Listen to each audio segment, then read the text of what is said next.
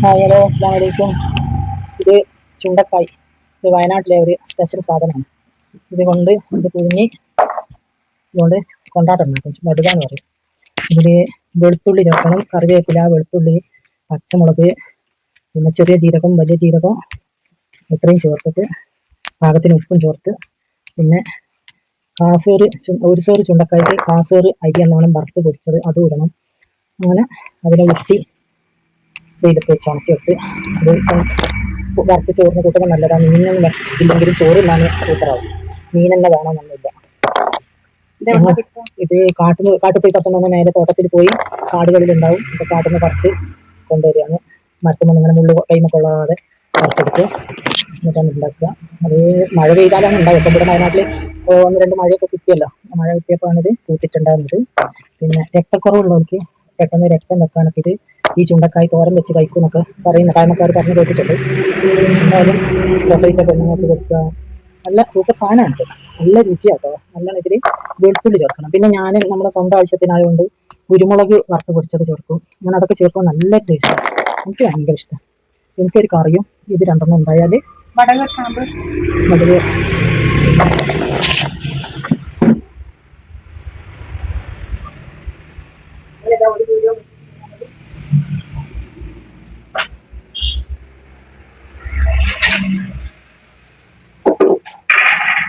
ഈ കോലത്തിൽ ഇത് പുഴുങ്ങിയെടുത്ത് പച്ചമുളകും ഇൻഗ്രീഡിയൻസ് ഒക്കെ ചേർത്ത് ഉരുട്ടി കഴിഞ്ഞാൽ ഈ കോലത്തിലാവും. പിന്നെ ഇത് എണ്ണയിലിട്ടിട്ട് ചെറിയ തീയിൽ വറുത്തെടുക്കുക. നല്ല ടേസ്റ്റാണ്. എണ്ണ ഇച്ചിരി വേണം. എണ്ണ തുള്ളി എണ്ണ പോരാ, കുറച്ച് എണ്ണ ഒഴിച്ചിട്ടുണ്ട് എടുക്കണം. ഇത് ഉണ്ടാക്കുന്ന വീഡിയോ അടുത്തൊരു കാണാം. അതെ, ഇനി മീനുള്ള ബാക്കിയുള്ള ഇൻഗ്രീഡിയൻസ് ഒക്കെ കിട്ടട്ടെ, എന്നിട്ട് അത് ഉണ്ടാക്കുന്ന വീഡിയോ കാണിച്ചു തരാം. ഇതെല്ലാവർക്കും അറിയാം. വയനാട്ടുകാർക്ക് എല്ലാവർക്കും നല്ലപോലെ അറിയാം എല്ലാവരും ഉണ്ടാക്കുന്നത്. കുറച്ച് കഷ്ടപ്പാടാണ്. കാട്ടിലൊക്കെ പോയി പറിച്ച് കൊണ്ടുവന്നു ഇങ്ങനെയൊക്കെ പൊട്ടിച്ചുണ്ടാക്കി. അങ്ങനെ കുറച്ച് മെനക്കെടുണ്ട്. മെനക്കെട്ടാലും നല്ല സാധനമാണ്, നല്ല ഹെൽത്തിയാണ്. ഒരുപാട് രോഗങ്ങൾക്ക് ഇതിൻ്റെ ഈ ചുണ്ടക്കായിൻ്റെ ചെടീൻ്റെ വേര് എല്ലാ കഷായത്തിലൊക്കെ ഉൾപ്പെടുത്തുന്നതാണ്. അതൊക്കെ ഇങ്ങനെ ആദിവാസികൾ, ഞങ്ങളുടെ നാട്ടിലെ ആദിവാസികൾ അതൊക്കെ പറിച്ച് അതിൻ്റെ വേരുകളൊക്കെ കുറച്ച് അങ്ങാടി മരുന്ന് കടയിൽ കൊണ്ട് കൊടുക്കും. അതിന് പൈസ കിട്ടും. ഇതാണ് ചുണ്ടക്കായ വടക്. ഇതാണ് ചുണ്ടക്കായ.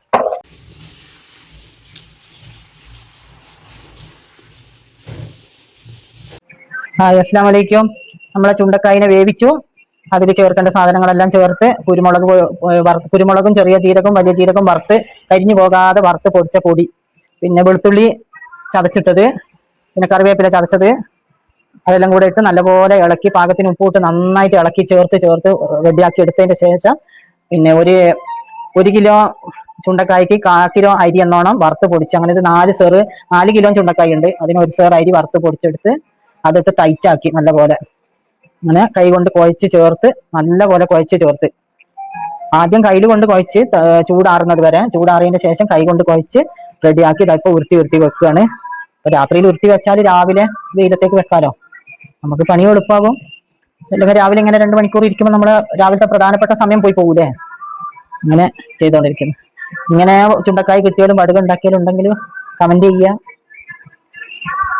ലൈക്ക് ചെയ്യുക.